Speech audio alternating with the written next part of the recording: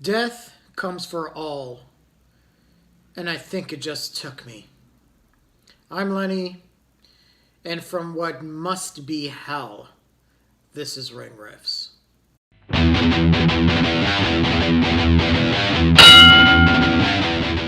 When The Undertaker debuted in 1990, no one could predict how insanely popular he would become.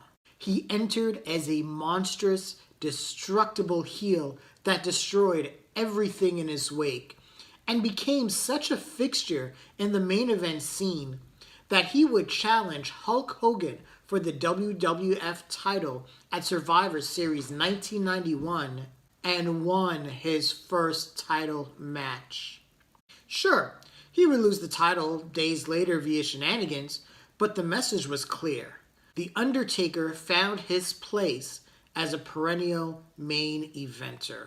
He would steamroll over Jimmy Superfly Snuka at WrestleMania VII to begin a legendary winning streak. By 1992, The Undertaker's popularity swelled enough that a babyface run was warranted, and feuded with Jake the Snake Roberts, putting him to bed at WrestleMania VIII. The Undertaker looked virtually unstoppable, ready to challenge for a world title whenever he wanted. But there were other plans. Downright horrific, fucking ridiculous plans. At the 1993 Royal Rumble, The Undertaker was poised for victory when it was ruined by Giant Gonzales and... Wait! What the fuck is he wearing? Ah! My eyes! My beautiful brown eyes! The goggles do nothing! This was the beginning of a phase when The Undertaker would be the final boss at WrestleMania for each of the monster baddies that would lay waste to the roster. With the exception of Diesel at WrestleMania 12 and Kane at WrestleMania 14. Oh my god. Gonzalez continued his assaults on the dead man for weeks, with his manager Harvey Wippleman declaring him as the one true monster of the WWF, and the only one who will be able to end the growing legend of The Undertaker. A match at WrestleMania IX was set. And, well... oh my god, my anxiety is going through the roof right now. I don't want to watch this. I don't want to watch this. You will watch this. You are my slave in hell, and you will do my bidding. No! You are condemned to watch this match. No! And the Dungeon of Doom match. No! And yes, that Jackie Gator match. No! Okay. Maybe this won't be so bad.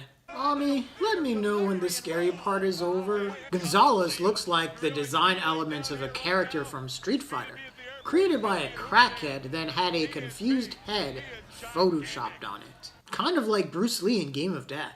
I wonder what the airbrusher was thinking when he designed the ass crack of that costume.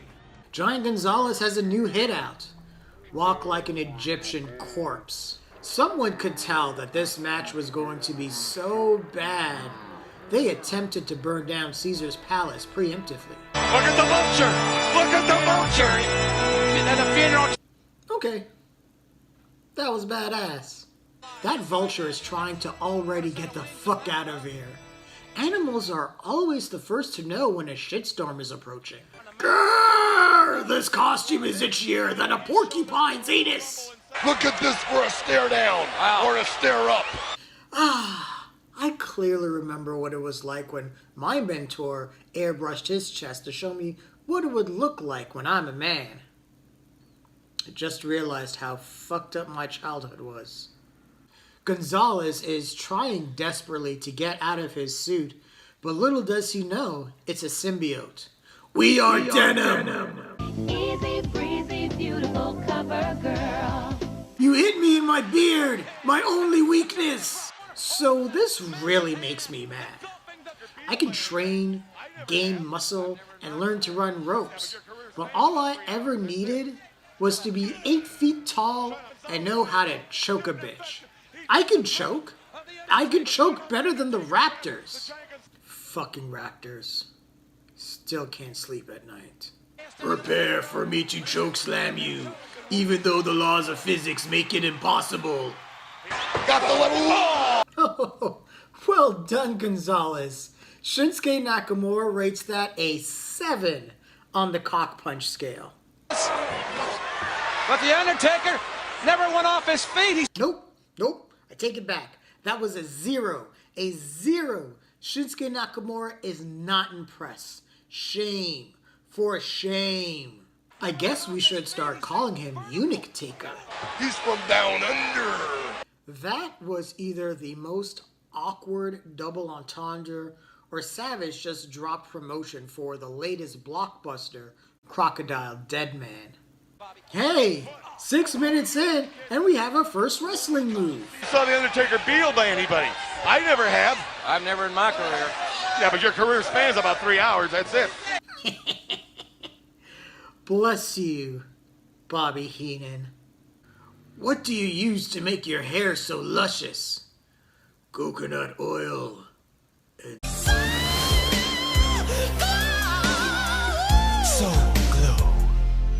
Ugh.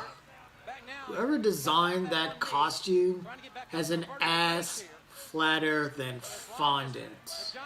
Yes, I am staring at his ass. Would you like me to ask what the airbrusher was thinking when he designed the cock on Gonzalez's costume? Oh God! Paul Bearer is doing his best to exorcise the demons of this contest, but he realized he is more Richard Burton than Max von Sydow. For all his clubbing of the back, I'm certain Gonzalez's last job was a chiropractor. Grrr! My suit is itchier than a snatch bitten by sand fleas! Don't you know the laws of nature? If you're not Samoan, headbutts do not work. I can't believe it. This is great. You know, Savage, it's lies like that that made the Mega Powers explode. The Sandman is astounded by the lack of wrestling here. Even Harvey Whippleman knows it's time to wipe this ass of a match. Chloroform, what do they call that? Chloroform! It's chloroform! Everybody, it's what a stench! So the announcers are complaining about the smell, but the referee apparently can't smell it himself and can't tell that Gonzalez is holding a cloth the size of a fucking beach towel. I'm gonna tell you something that you can kill a guy with that. Professional wrestling. Committing attempted murder since 1867. I think we got a problem here. Oh, yeah. I think we got a big problem. Honesty, thy name is Randy Savage. It was nice of Gonzalez to help that referee with that kink in his neck. I don't know what happened.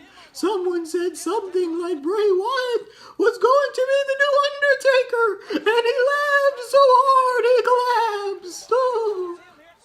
Grrr! My suit is itchier than lice festering over gonorrhea! And they're yelling for Hogan.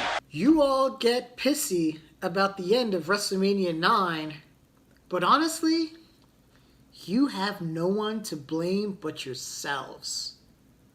Wrestling fans, fucking things up since 1971.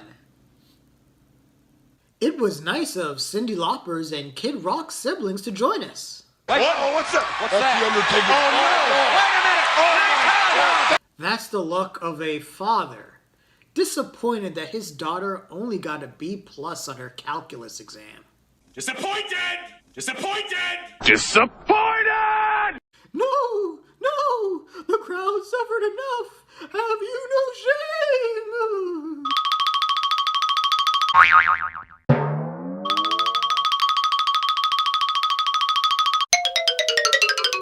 What? Works the same.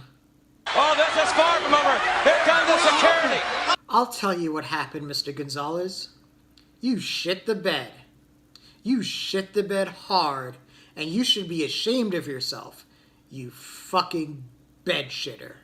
So The Undertaker wins by disqualification, going 3-0 at WrestleMania.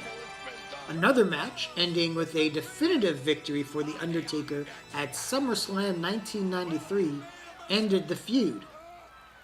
Thankfully, Gonzalez's time in the WWF ended with a whimper a few months later.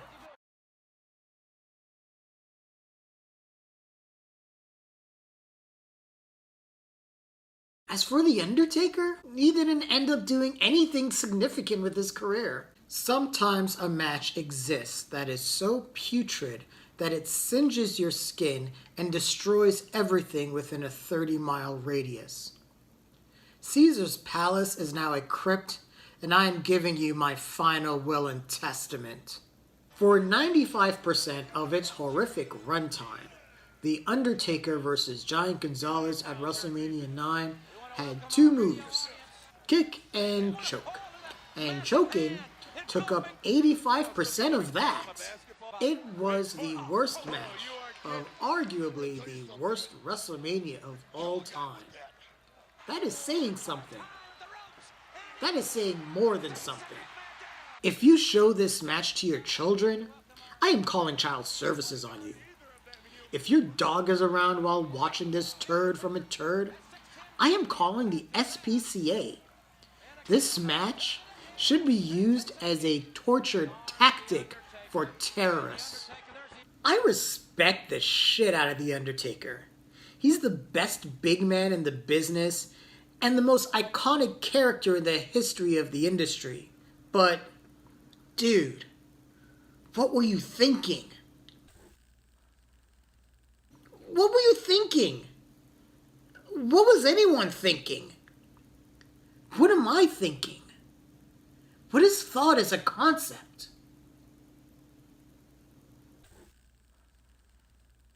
God damn it, I was trying to forget this. If anyone sees my wife, tell her that I loved her. My eyes, the goggles do nothing.